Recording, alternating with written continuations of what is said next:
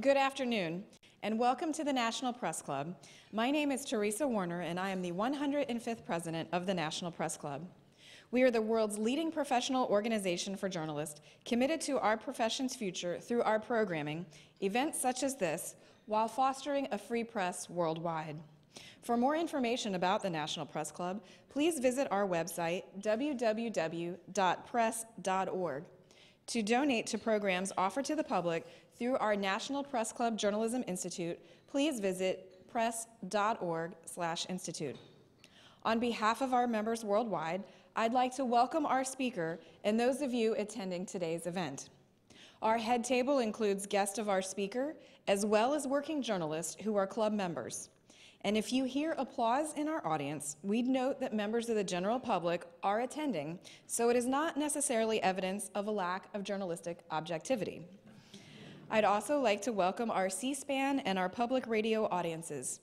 Our luncheons are also featured on our member-produced weekly podcast from the National Press Club, available on iTunes.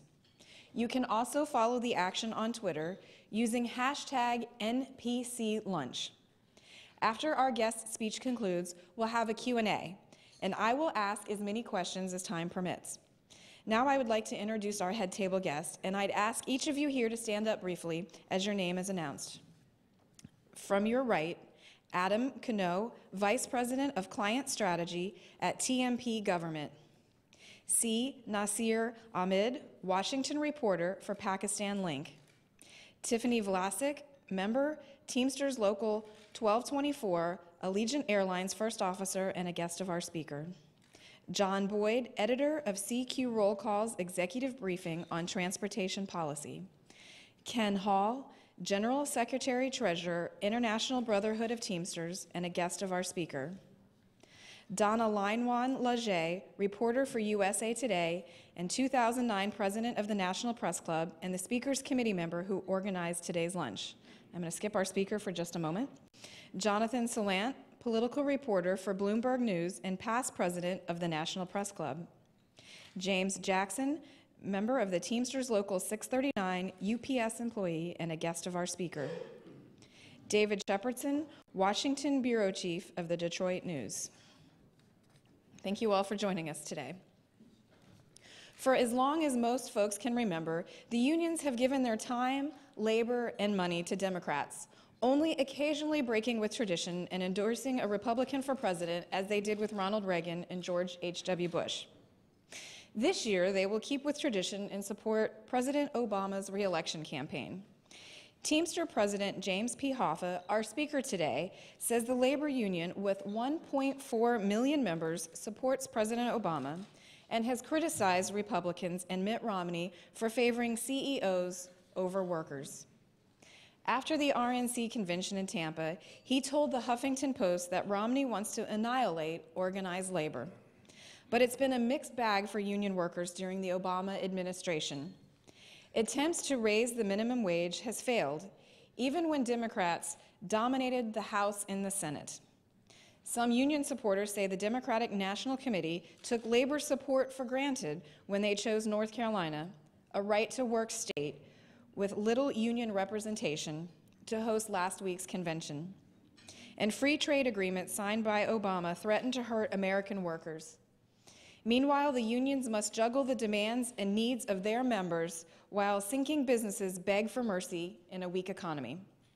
Earlier this week, the Teamsters urged FedEx CEO Fred Smith to loosen his grip on the FedEx board and to allow an independent chairman who could hold the line on escalating CEO pay instead of cutting jobs to bolster the company's bottom line. At no other time in our history, Mr. Hoffa says, has the labor movement seen so many anti-worker forces working together to take away protections and rights that we have fought so hard to secure. Corporations have become too rich and too powerful. And Mr. Hoffa should know, he stood at the center of the fray since childhood. As the only son of legendary James R. Hoffa, the second longest serving president in Teamster history, Mr. Hoffa grew up on the picket lines and union meetings. On his 18th birthday, he received his own union card. Among his early union jobs, unloading freight from ships, truck driver, bus driver, and heavy equipment operator. In 1966, Mr. Hoffa earned a law degree from the University of Michigan and began a 25-year career as a Teamster attorney, representing members and local unions. He was elected president of the union in 1999. On March 19, 2013, Mr. Hoffa will surpass his father to become the second longest-serving general president in the 110-year history of the Teamsters Union. Please join me in welcoming to the National Press Club Teamsters President Jim Hoffa. Thank you so much. Thank you. Thank you, Madam President. It's a great pleasure to be here at the Press Club at this auspicious time. There's so much going on in our country right now, and it's a great pleasure to be here with so many friends and so many people from the media and to talk about what the issues are today. First of all, I want to talk about the Teamsters Union a little bit and talk about the fact that, as Madam President said, I was elected in March of 1999. And we're very proud of what we've done in the Teamsters Union. We've taken this union from a union that was bankrupt, divided, and falling apart, literally, and made it what it is today. When we took over, this union was a union where sister against sister, brother against brother, local against local, joint council against joint council. There was chaos, and we came in and reached out to those people that opposed us to say, enough. We cannot have a civil war in this union. We must unite this union. And fortunately, we have built a strong union, and we are united today. Recently, we had an election. I'd like to talk about the fact that the Teamsters Union has 1.4 million members, that we're in the United States, we're in Canada, we have 150,000 members in Canada, we're in Puerto Rico, we are the most democratic union in the United States, we're very proud of that, and the fact is we are elected by the members. We are not elected by business agents, we are elected by ballots being mailed out to members all over the place. We mail out 1.4 million ballots, they come back and we won. And Ken Hall, my running mate over here, my secretary-treasurer, and a great slate. We won roughly 2/3 of the vote, and I bet Barack Obama would like to have those numbers. We're very proud of what we've done, and it shows the fact is in a tough economy, in tough times, we're getting the job done. It's no secret that we're in the middle of a tremendous recession. We have 23 million people out of work, but you really have to go back, I had to laugh at the convention, talking about the fact of trying to blame Barack Obama for what happened, as if no one remembers the Bush administration, and no one remembers 2008 with Hank Paulson and TARP. Everybody seems to have forgotten that, and the fact is that's where the catastrophe happened. That's where those days when Wall Street was going to collapse. We had AIG, we had Lehman Brothers. We all remember that. It wasn't that long ago. And that's where the collapse began, and so we've been fighting out of that.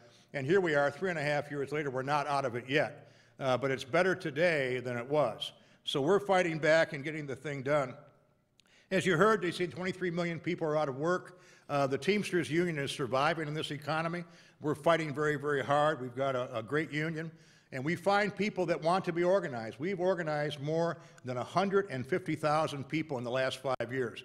That is a tremendous achievement in this economy, in these tough times, because we've been able to reach out to bus drivers, we've been able to reach out to port workers, to airline pilots, to airline mechanics, and we've been able to organize when other people haven't. So our union, while other unions have gone down, has kept its numbers there.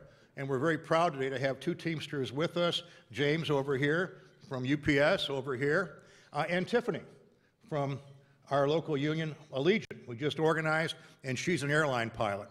One of the things we always say about the Teamsters Union, which I like to say, is because so many people say, well, we're all truck drivers. Well, that's not true. I always say the Teamsters Union is A to Z, airline pilots to zookeepers. San Diego Zoo, thank you. So we have people everywhere, and we're a wonderful union that is diversified. We have court reporters, we have lawyers, we have police officers. We really are a diverse union that covers the entire country and Canada.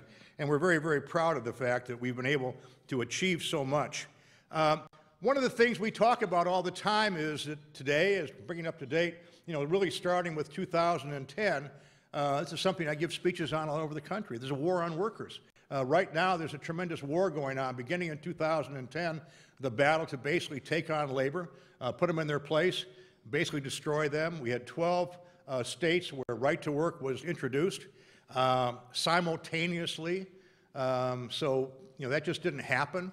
We basically saw what happened with regard to a number of states like Ohio, Wisconsin, Indiana, Michigan, Pennsylvania, where we had Republican governors elected. And we saw all of a sudden a tide of anti-union legislation, right to work, paycheck deception, basically controls on collective bargaining. We all saw the battles that happened in Wisconsin and Ohio, and I was very, very fortunate to be part of that. I was in Madison, Wisconsin. We had 100,000 people at the state capitol, protesting the fact that the governor had taken away collective bargaining from public employees. And we had a tremendous battle there, and today we've been able to get an injunction against that law. And even though we were not able to recall Scott Walker in a recall election, we took back the Senate, so we've stopped all the craziness for a while in Wisconsin. So that's a battle that we're fighting there. Ohio is the same way. What happened in Ohio? John Kasich gets in. And what do we see all of a sudden? Taking on collective bargaining. No collective bargaining for public employees. That's unheard of in America. We've always had that. And all of a sudden, they see things differently, and they get a Republican House, a Republican Senate, and they're able to jam these things through, and off to the races we go. We really have a problem there. And they were able to, basically pass a law that basically stopped collective bargaining. But fortunately, in Ohio, and again, this is labor working very, very hard, they have the citizens' veto there. And basically, we were able to get over 700,000 petitions, get it on the ballot, and overwhelmingly, the actions of the legislature were defeated, and we were able to restore collective bargaining. And the same thing going on elsewhere, Indiana, Michigan. We see what's going on everywhere. Where did all this come from? It really is coming out of what's called the Tea Party. I mean, we didn't have this type of attack with Republicans or Democrats. You didn't have it 10 years ago, and all of a sudden there's this tidal wave of attacks on organized labor and basically almost a cultural change that we see going on in this country. And it's really something to see. I've been around for a while. I've never seen it, and we really are fighting back. But I want everybody to know that the unions are basically fighting back along with other people to say we're not going to let this happen. And you saw what we did in Ohio, and we're fighting very hard to make sure we restore the balance in this country. We've seen a tidal wave of things that I don't think anybody thought they would ever see. You've never seen this type of activity with regard to the Tea Party, with regard to 2010, and this tidal wave of changes in this country. And really, there's a cultural war going on. All of a sudden, we see, in many, many states, legislation being introduced to basically suppress the vote. You say you have to get this type of ID. There's articles today in the paper saying that in Pennsylvania it could basically suppress 800,000 votes in Pennsylvania because of the new law there. We see it everywhere else. And people are fighting back that because that's basically, who's introducing that? This is the Tea Party and the right wing trying to suppress the vote.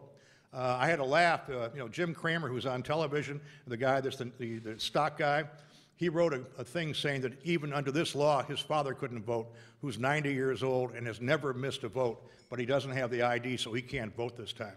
I think somebody finally got him one, but that just shows you how extensive this is. When you see what's going on in this country to basically suppress the vote.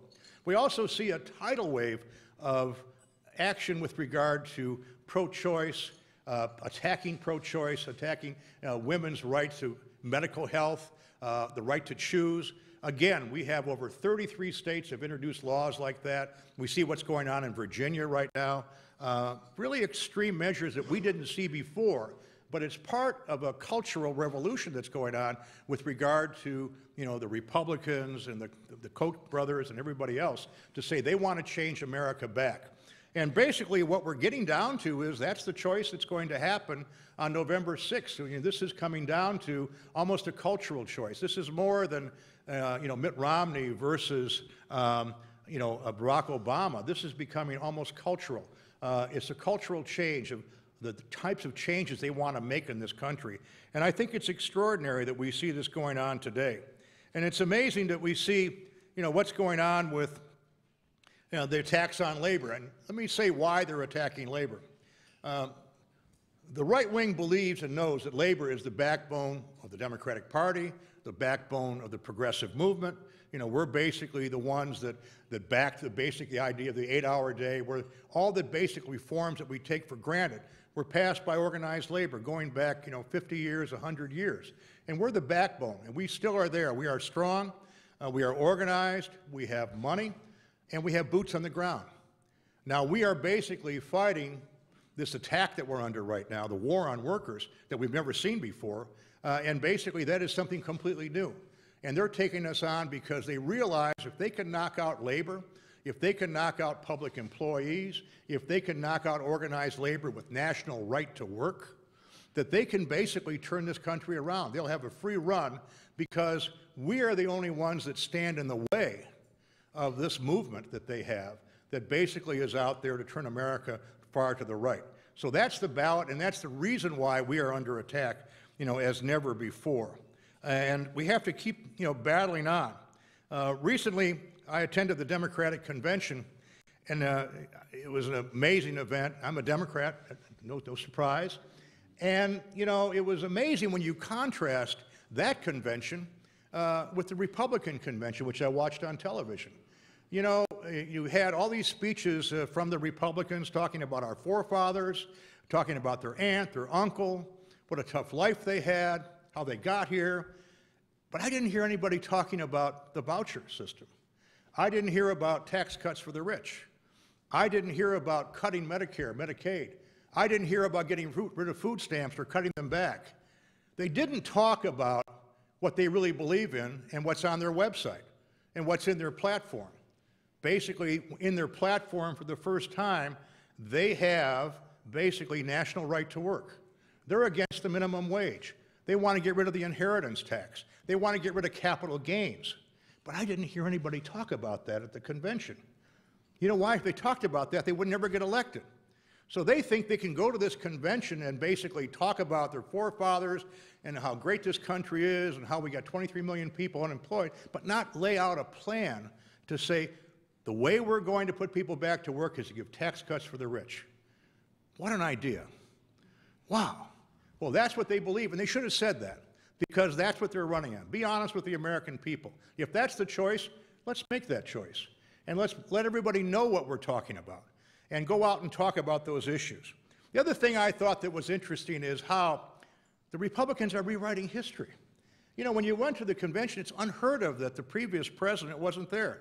I couldn't find George Bush anywhere. I couldn't find our friend Dick Cheney. Where was Dick? Where was Sarah Palin? I'm just dying to see Sarah. They didn't want them there because it reminds people of those 8 years that they've written off that never happened. There is no 8 years. There was no recession. There were no wars. Nothing ever happened during those 8 years. And they want to tell everybody, the people today, that history began when Barack Obama took over. He's responsible for the recession. He's responsible for people being unemployed. Everything's his fault. And none of the things that George Bush did during his time with TARP and Lehman Brothers and the collapse of Wall Street, it never happened. So we're starting from day one. It's like Pol Pot. They're basically start the day one, the new calendars. So it's very unusual what's going on, and I think that it's amazing that I hope people have seen that and talking about that. You talk about being anti-labor. One of the reporters when I was out, did a lot of media out there, and he was saying to me, he says, do you think there's a chance that labor and the Republicans can get together in the future? I looked at him, I said, they want national right to work. They want to get rid of project labor agreements. They want to get rid of everything that we've worked for the past 40 years, and you want me to get rid of them. They have never been this extreme. Now, there was a time that people talked to maybe a Nixon, or maybe in another era there was some talk, but not anymore, because things have changed, and the Republican Party has veered so much to the right. I think it's amazing, both culturally, with regard to almost everything we're talking about. They have become the far, far right of this country. And it reminds me, and I'm old enough to remember, the John Birch Society. And I remember John Birch Society, many of you do too, the John Birch Society and Barry Goldwater, and he ran against Lyndon Johnson in 1964. They had this extreme right-wing idea, everybody was a communist, all this stuff. And I see basically the same thing today with the Tea Party. And I understand that some of the research shows that some of the Koch brothers, that their forefathers were part of the John Birch Society. So, it's kind of come around. We had a new John Birch Society. Now it's called the Tea Party. But it's basically, again, to go to a far-off place and roll the clock back to about 1890. And that's what we're facing today. The other thing that impressed me was that, I looked at the Democratic Party and I saw all different people there, and I said, this is the big tent. They really have everybody there. They have labor, they have women, they have gays, they have Hispanics. It's the big tent. And when I looked at the Republican Party, all I saw was the one percenters. When you looked at the face of those people at the convention, it was looking like at the Rotary Club. So that's kind of the changes that we have right now. So we're basically talking about where do we go from here and what can we do for this country right now. I think that, the battles are coming up. This election is going to decide a lot. Every election we have talked about forever is always, I remember every speech, every 4 years, we always say, this is the most important election ever. Well, for the first time, this is the most important election ever. Because this election is really going to decide everything. It's going to decide whether the rich get richer or whether we're going to have food stamps, whether we're going to have Social Security, whether we're going to have Medicare. It's going to be a watershed in this country because much is riding on this election. And the question is who's going to win and what's going to happen in the Senate, what's going to happen in the House. These are all issues that are going to be decided November 6th. And so we're urging our members and working very hard to get the vote out. Other unions are working very, very hard to get the vote out to make sure that we get people registered, we get people to the polls. With regard to money, we will never be able to spend as much money as the far right. I was reading an article recently about who's backing Mitt Romney, where does he get his money from? And it was interesting because obviously it's our friends, the Koch brothers. They're putting in hundreds of millions of dollars into this election. We know who they are. And then there's a guy by the name of Sheldon Adelson. Remember, he's the guy that owns the Venetian in Las Vegas. He says he's going to put in maybe $100 million. He already put in $10 million for Newt Gingrich. That's not a very good bet. And he didn't do very well on that one. And then there's a guy named Harold Simmons. Remember the Swift boats? He's the guy that did the Swift boats. He's a multi-millionaire.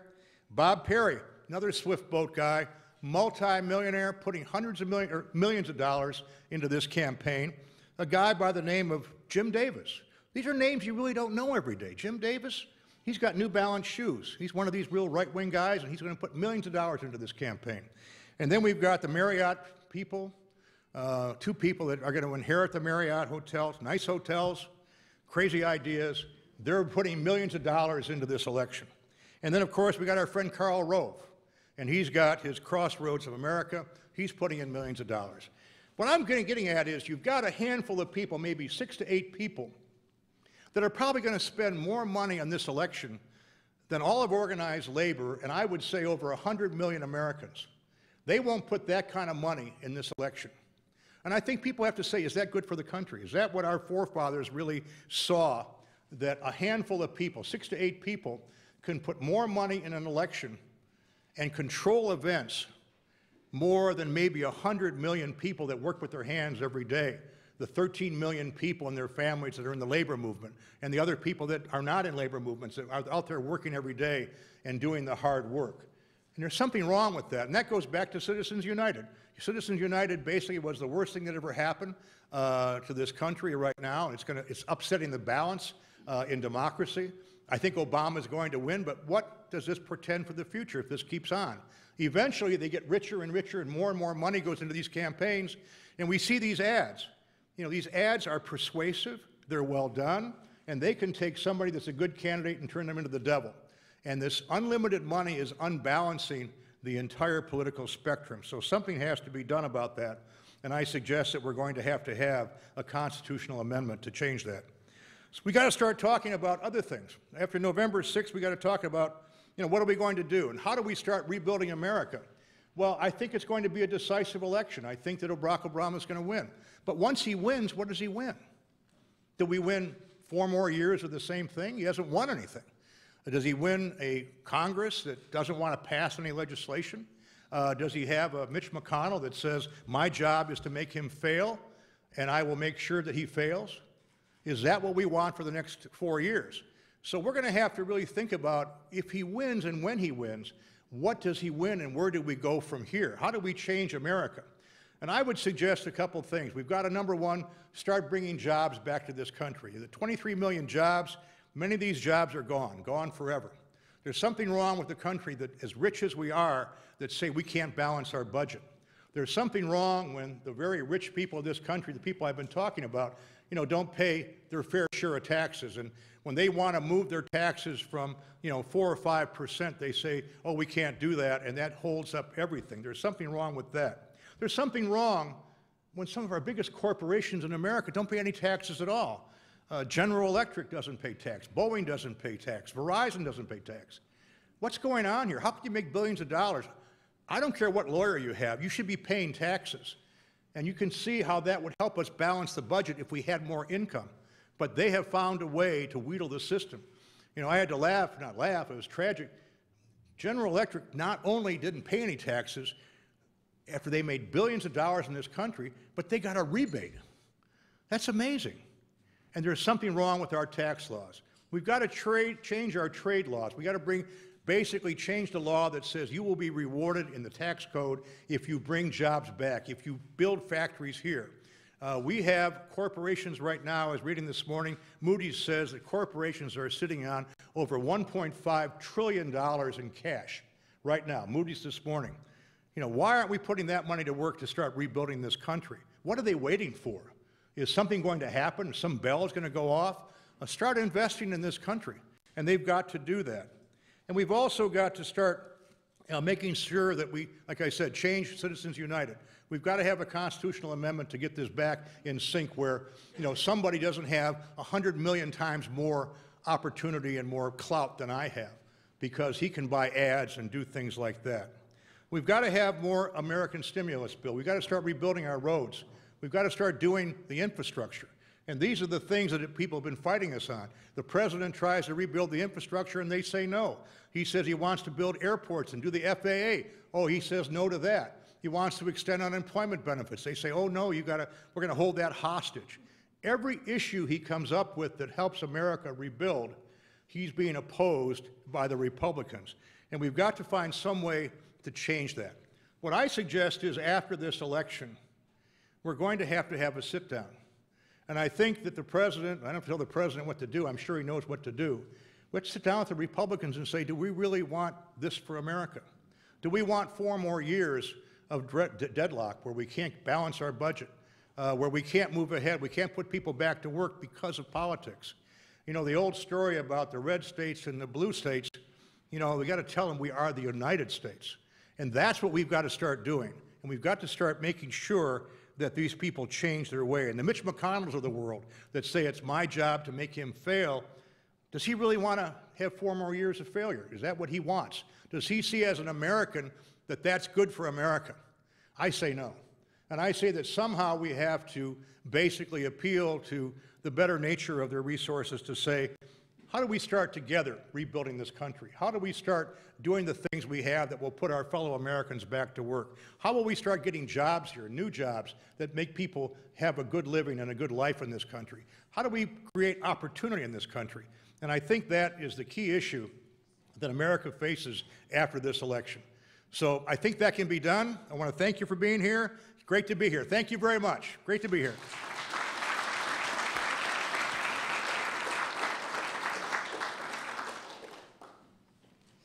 When you took office, you appeared at the Republican convention and talked about the Teamsters being bipartisan. That didn't happen. Why? That's true. We appeared with at the Republican convention, and basically we felt that we could build bridges to the president at that time, Bush, and we found that after a short period of time they were not sincere, that we could not, they didn't want, we said, okay, I'm here for the photo ops, I'm for that, but we want to do this with regard to trade. We want to do this with regard to jobs. And they said, well, that's not what we're talking about. We just want to use you. And we said, this is not the sincere, this is not why we're, we want to reach out to you. So we felt we could reach out to them. It didn't last very long. We found out that they really weren't sincere about, helping labor, helping people get their jobs back, and after that we got a divorce. Supporters of unlimited money in politics say the Citizens United decisions just even the playing field with labor by spending millions on behalf of its favorite candidates. How do you respond? Well, as I was just saying, they are going to spend hundreds and hundreds of millions of dollars if you just take the 8 people that I listed. And that wasn't all the super PACs, all the different PACs we have. All of unions, first of all, where does the money come from unions? It comes from Americans. It comes from workers who contribute money themselves to a campaign, to our PAC. They go into their pocket and basically say, I want to be part of the political process. And what we spend is basically so small compared to what they have. As the old story is, we've got the boots on the ground, but they will outspend us 8-1. They outspent us in Wisconsin, they outspent us in Ohio, and they're going to outspend us in this election. So there really is no comparison, and I think Citizens United was a terrible decision, a political decision, and I think that we've got to, the way the court's set up, it'd probably be a long time to change it, and I think we need a constitutional amendment. Otherwise, it's going to destroy America. How much money do you plan to spend on the 2012 campaign? That's a secret question. But we'll be spending, what we always spend. But it's not enough. I mean, we do not have enough money to do what we want with regard to this campaign. We can't reach out the way we want to. We have to basically call our local unions to say, will you finance people to go out and campaign? Will you do that with your treasury? Because the international doesn't have enough money to do it. So we have to go to our locals, to our joint councils, and get to do that. But specifics we don't give. But we're going to do basically, the money we get from our members and do as much as we can. But again, we'll be outspent 8-1. What are you doing to ensure that Teamster members vote and that they vote for President Obama? Well, we're basically going out and talking to people. I was saying in our building, we probably had 400 or 500 people recently in our building. I plan to go out and stump all over this country and talking to union members and telling them, keep your eye on the prize. Basically, vote your pocketbook. These people are out to take away your union. They're going to take away, with national right to work, they want to take away what you take for granted. Many of our people, all of our people, make good money. We're very proud of what we've done. We're proud of the contracts, proud of the standard of living, proud that we have brought people, into the middle class. And sometimes our members don't understand that. And I'm going to pull out my wallet and say, look at this wallet. Vote your wallet, because this is about you and your family.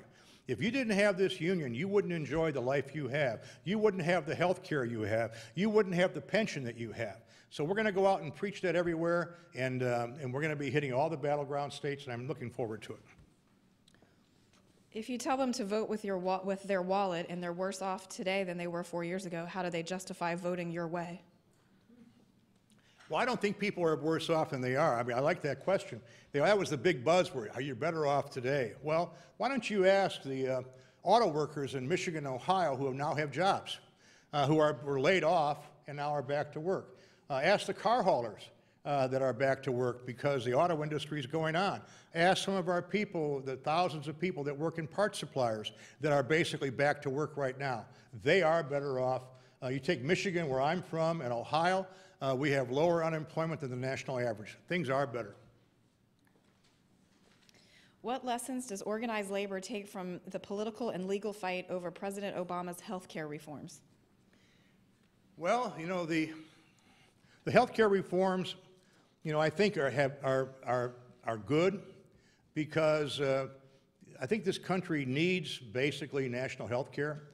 We didn't get it. He's got something that's not national health care, but it's something that will give health care to 30 million people. It does cause some problems for unions, structurally, but overall, how could you argue with the fact that you're going to be able to get insurance if you have a pre-existing illness?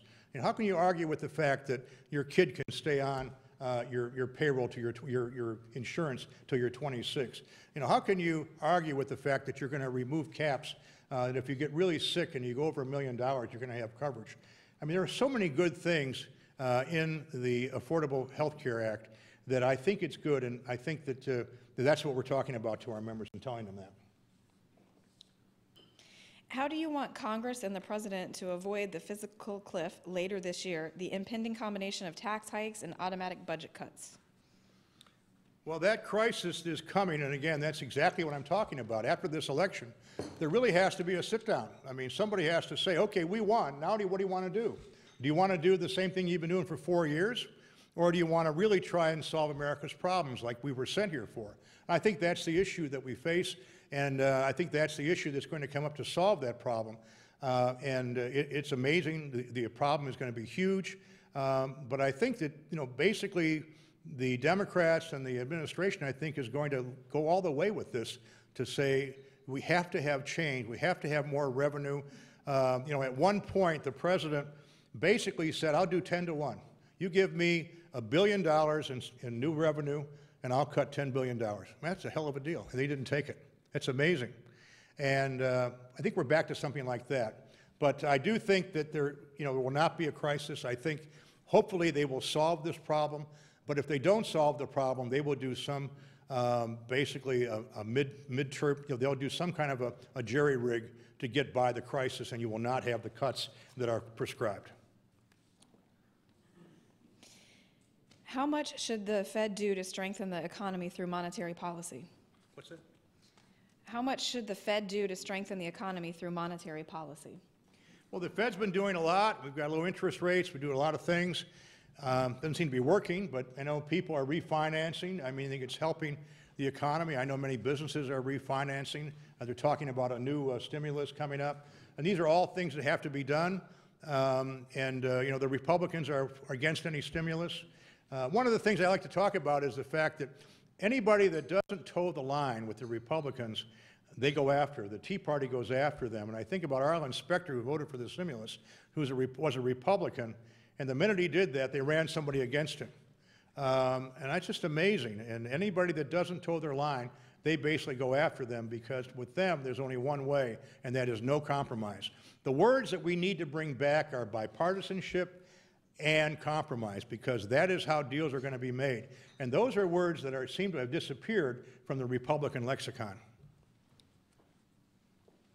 Does labor consider itself to be part of the solution to the current economic woes, and what specifically can labor do to bring America roaring back? Well, I think we can continue to do what we're doing. Number one, elect Barack Obama. I think that's number one. I think number two, we're out there basically working on legislation. We're working on plans to get America moving again, put people back to work. We're working with the administration, the Democrats in the House and the Senate, to come up with bills that are going to, where we can start rebuilding America, shovel-ready jobs, where we can get bridges, roads, tunnels rebuilt, put people back to work. We've already seen it with the auto industry. We need more of things like that that are putting people back to work, that are real, and you can count and you can look at them and say 100, 200,000 people are back to work because of that action, and that worked. How can labor help challenge foreign companies like Foxconn to make this the American century? Well, that's probably one of the really embarrassing things with regard to Foxconn. That's Apple, right? And it's just amazing that we have all this going on, and a company like, as rich as Apple continues to farm out all their work. Why can't they build a plant in California? What would be wrong with that? Why can't they start bringing jobs back? And then, of course, we have this scandal about Foxconn. If you don't know who that is, Foxconn, they have employ like 400,000 people in China, making these computers and laptops and things like that. And they really have terrible working conditions. And it's become a scandal. And that's something that, the way to solve that, we really can't do much with China. But what we can do is to say, let's bring those jobs back here where we have decent wages and safe working conditions. Thank you. Beyond traditional union-friendly manufacturing and service jobs, how is organized labor evolving to match a changing economy, one that must keep costs low and flexibility high? Well, we're doing everything we can. If you see these charts, and I think the charts are real, where they show American productivity of workers, it's going up like that. You see the wages of the average American, they're flat. I was talking to some economists yesterday. They talk about the lost decade, that people today in America, working people, have not advanced, not belonging to our union, but generally, they have not advanced in the last 10 years, because of the crisis, because of the crash, because of a lot of reasons. They have not gone up. Their lives have not gone up. But the productivity has gone up for a lot of reasons. Now, with that kind of productivity, it seems to me that our workers should be sharing in the rise. If their productivity is rising, traditionally you are rewarded for your productivity. In this economy, they are not being rewarded, and that must be changed. So that's one of the things we have to do. It's not about cutting wages. It's about basically making sure that people work hard, making sure that we find new ways to get the job done. Look at some of the things that the UAW has done, where they've preserved jobs and yet been very, very competitive. So there are ways to get this job done, and it takes new and innovative ideas. But basically, productivity is up, and the American workers need a raise. The focus lately has been on public sector unions and politicians taking on collective bargaining. Do private sector and trade unions have to worry about similar attacks? How can they survive in an anti-union atmosphere? Well, it's basically the same that I've been talking, the war on workers. That's exactly what it is. It's in one of the states, the Republican politicians came to us, and they said, we really just want the public employees. We're not after you. You guys are okay. We didn't believe them. But that's what they were trying to tell us so that we wouldn't oppose them. But, in the labor movement, we really realized that an injury to one is an injury to all. And we are very strong in standing with our friends and our compatriots that are in the public sector. We really have to keep standing with them. They can't divide us. But one of the things they are trying to do is to divide us and say they don't mean us. What needs to change for private sector unions to grow again? Well, I think we need an economy. Number one, the economy is down. If the economy comes back, I think that you're going to see everything start to expand.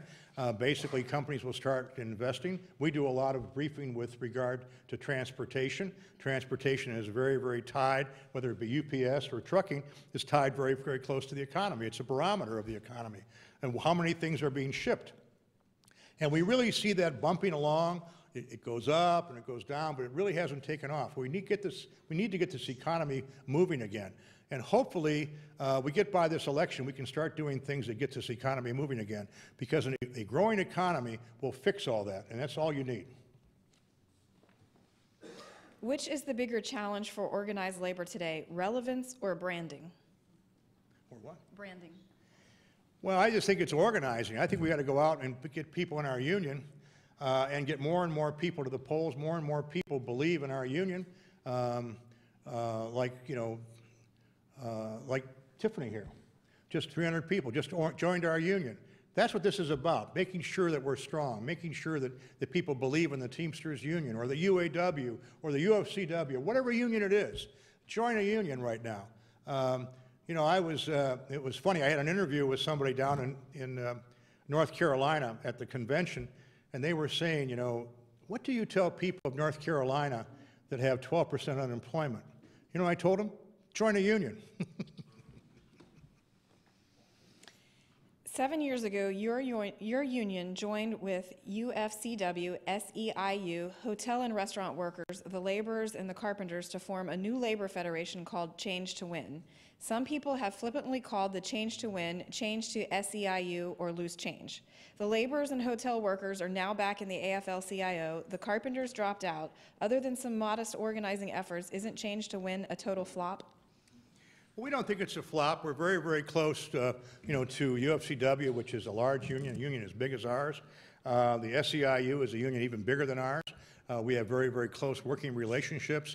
And what we found, the reason why we left the AFL-CIO, I have nothing bad to say about the AFL-CIO, but we wanted to emphasize more organizing because that is our core of what we want to do, and that we felt we could do that better outside of the AFL-CIO. But I want everybody to know that with regard to politics, with regard to social issues, that even though we're in another federation, the Teamsters, the SEIU, we work extremely close with our friends in the AFL-CIO. We know each other, we have respect for each other, we eat dinner together, and we're very, very collegial. So basically, we are united in one cause to make America stronger. The Teamsters have had a number of bitter battles with a small aircraft union called AMFA, the Aircraft Mechanics Fraternal Association. What is so bad about AMFA? Well, AMFA really is, I always call it a phony union. It's, they talk about it being a post office box in Connecticut, and that's about what it is. And they have really done nothing for workers. We're out there in the airline industry, and we're making success. We're getting good wages, we're getting good contracts, and we're making sure that people are protected. AMFA really comes in and they sell people a bill of goods like they did at Northwest Airlines, and they basically cause strikes they shouldn't have. Most of those people got replaced. So they really are, I think, a parasite, with regard to the labor movement, and we really don't need them. The Teamsters are one of the few unions gaining membership. How do you get more workers into unions, and do you think the decline in unions mirror the decline in the middle class? Well, I think that things are very, very tough right now. I think the economy, if we had a better economy, it would be, we are successful. The Teamsters are successful in organizing. But I think everybody would do better if we had a better economy. If people were, building factories or putting people back to work, I think you would see more growth in the labor movement. And although, other unions are growing and trying to do that right now, but the low economy, I think, is, very, very hard. There's a lot of fear out there. People have lost their savings, that lost decade I was talking about, and they've lost their decade. They've lost their wages. They've lost their homes. The value of their homes are down. Their 401ks are down. There's a lot of fear out there right now. What we need is a robust economy to get people interested in getting strong again with regard to making sure their futures are assured. When the labor movement faced epic struggles in Wisconsin and Ohio, you joined with the AFL-CIO and its member unions around what you called the labor table. What did that experience tell you about the need for one labor federation and a coordinated campaign for all organized labor? We're very proud of what we did with the labor table. Basically, it's some of the things I was talking about. On the war on workers with regard to Ohio, Wisconsin, Indiana, Michigan, we formed labor tables where all of us pooled our money to basically put good people on the ground in every state to fight these battles. In other words, it wasn't just the Teamsters doing their thing or the SEIU. We pooled our resources into one idea, and it really worked well. And we're not ready to go back, and we don't intend to go back, but we're going to continue to do that because we realize with regard to politics, with regard to the attack on working families, we have to be together, and we do pool our money, and the labor table has been a big success for us, and we're very proud of it. The Teamsters have been under a consent decree since 1989. When do you think it will be lifted? Well, hopefully soon. I mean, we've been working on this for a long time. We're under a consent decree, and the consent decree, has been on since 1989. We would like to see it lifted. We're talking to the government about it. Our union is a clean union, and there's no corruption in our union. We are democratic. We're more democratic than almost any other union. We just went through another cycle of elections. So I don't know what else that there is to be done, and we're looking forward to settling our case. Our consent decree has to be one of the oldest cases on the docket, and you would think that somebody would want to settle it and make it go away, and we're ready to enter into a very good settlement for both sides, and both of us declare victory. How hard is it on a day-to-day basis for the union to operate under the consent decree and its negative publicity? The consent decree? Yeah, how hard has it been? The consent decree really doesn't impact the daily operations of the union. There is reporting, it's an elaborate thing. It probably costs us $3-4 million a year. But the daily operations of the union are not affected. Now, the amount of money that we have to pay to maintain the apparatus established by the consent decree is something that I wish would go away, because we could put that money into organizing, and we could organize even more people. You touched on this just a moment ago, but you don't hear Teamsters and corruption in the same sentence anymore. What has changed? Well, I'm glad to hear that. It's pleasant. Isn't that pleasant? We're very proud of our union. We've got a clean union right now, and our executive board it's been the most talented executive board. They're leaders from around the country. Our whole union is a different culture now than it was maybe a while back.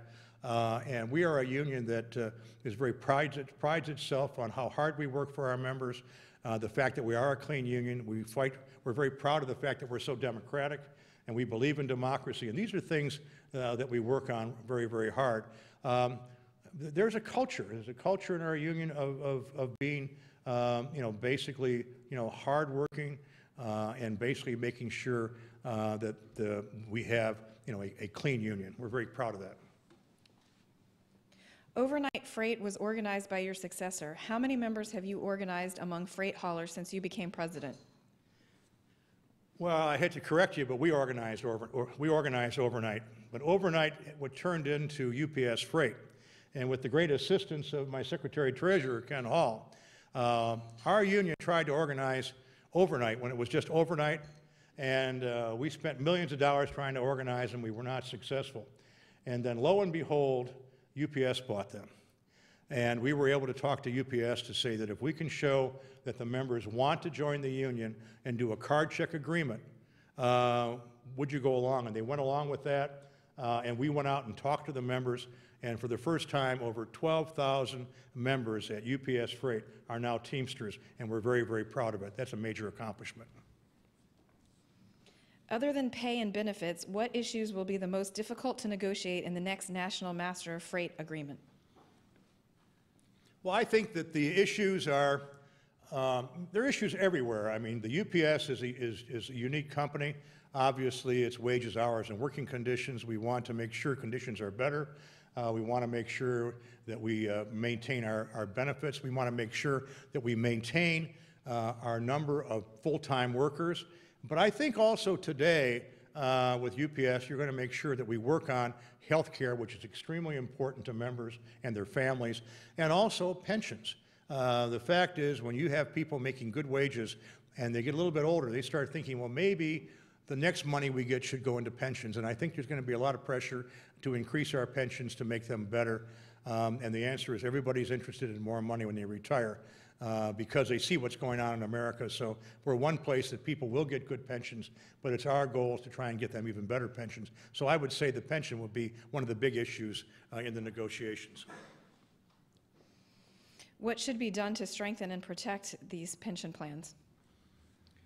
Well, pension funds are difficult right now. I mean, it's no secret, all you have to do is read the paper, that as pension funds mature, it's important to get new employers in. And with the recession and the crash, the Bush crash of '08, it's very, very difficult to grow the pension funds.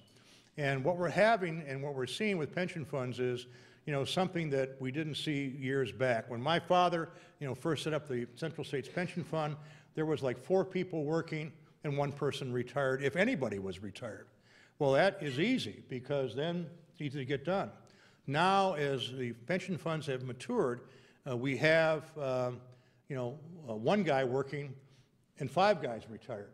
And that math is hard to maintain. And so you have to rely on the stock market. You have to rely on different ways to get money to make sure you keep the benefits up. But unless we get new people in, it's very difficult to maintain these pension funds the way they are. So what we need to do is to have more employers coming in to maintain and get more people working. So to make sure that ratio isn't 1 to 5, the opposite way. 1 to 5 is hard to maintain. How do the Teamsters reconcile their mission to protect workers' rights with the increasing expectations among employers that employees will work even longer hours? Well, the Teamsters are pretty tough. We just tell them it's not going to happen. We're going to work hard, and we believe, we believe in an honest day's work for an honest day's pay, and we want more work. We want more pay for our people. We want more safe jobs for our people. We want better conditions. And we're able to get those from our trucking companies. We're able to get them from UPS. One of the issues that came up with some of our employers was harassment. Our people were being harassed. We were able to put a stop to that. So what we want to do is to make sure we maintain, good jobs with more money, because nobody can stand still in this economy, no matter what these employers say. The cost of living goes up every year, and you can't have people going backwards. They didn't join a union to go backwards, and we're not going to disappoint them. What effect does NAFTA have on American workers? I think NAFTA has been one of the great disasters, and it's funny how this, in Washington, D.C., it depends who you talk to. There's some people, oh, NAFTA was great. Well, to me, I have seen millions of jobs disappear, go across the border. I can give you 20 names of Teamster companies that closed, that went out of business, you know, from Mr. Coffee to Square D to Whirlpool. I can go on and on and on. And one day they just walk in and they tell 300 people that have worked in a plant, that have worked hard every day, have their life there, have their kids in college, have health care, pension, we're closing this plant. And we're moving it to Mexico. And the guy said, well, what did we do wrong? No, just moving it. Well, are we not productive? Yeah, you're productive. We're making money, but we can make more money in Mexico. And that's the story that you hear. It's the most heartless story. And the story is Square D is probably the most ironic one. After they put they closed the factory with Square D in Iowa, they put all of the machines on a train and they took them to Mexico and they put them in a plant down there. And then they asked our people to come down and train the Mexicans. Needless to say, you know, we told them what to do with that. We did not train the Mexicans. So the answer is NAFTA's been a disaster. I don't know how people think that's a good deal. It's invited companies to leave this country. All you got to do is go across the border. You will see all the companies that used to be in the United States, well, they're all down there now. Thousands and thousands of them, and I don't know of any Mexican company coming up here, you know, making any factories. So it's been a disaster for us, and the danger is not everybody in Washington figures that out, and there are some people still walking around saying it was a great idea. You know, we used to have a saying, you know, NAFTA, there was NAFTA, CAFTA, and the workers got the shafta. What are your goals in negotiating a new contract with UPS, the largest Teamster employer? Well, I've got Ken Hall sitting here, and the two of us are going to negotiate this contract. We're very, very proud that this week we had, last week we had rank and file members in from all over the country, UPS Freight.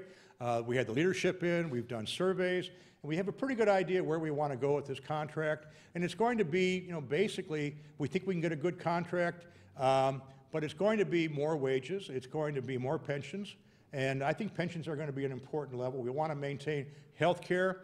Health care is, in this day and age, is tremendously important to families.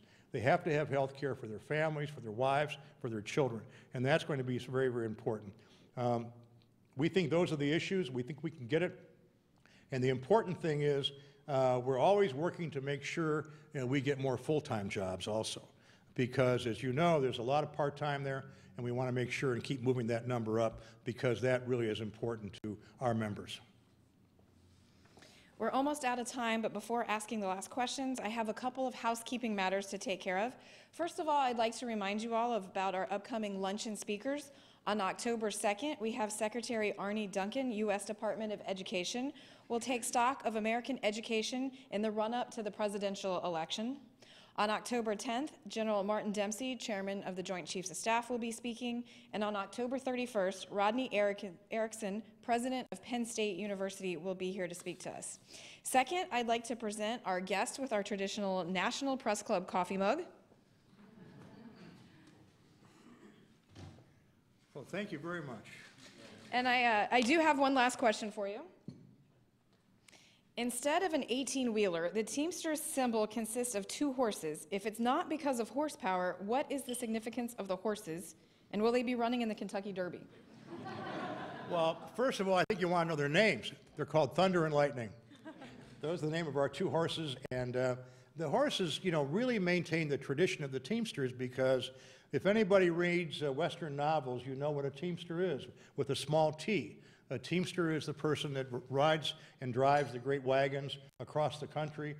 They drive teams of horses. That's what Teamsters are, and that is our tradition. So we make sure that we maintain the wheel, and we maintain the two horses as our tradition of how our union was settled. How about a round of applause for our speaker?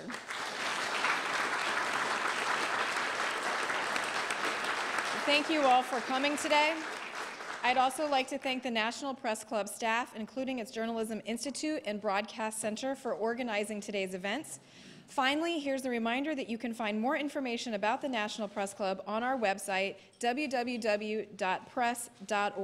Thank you, and we are adjourned.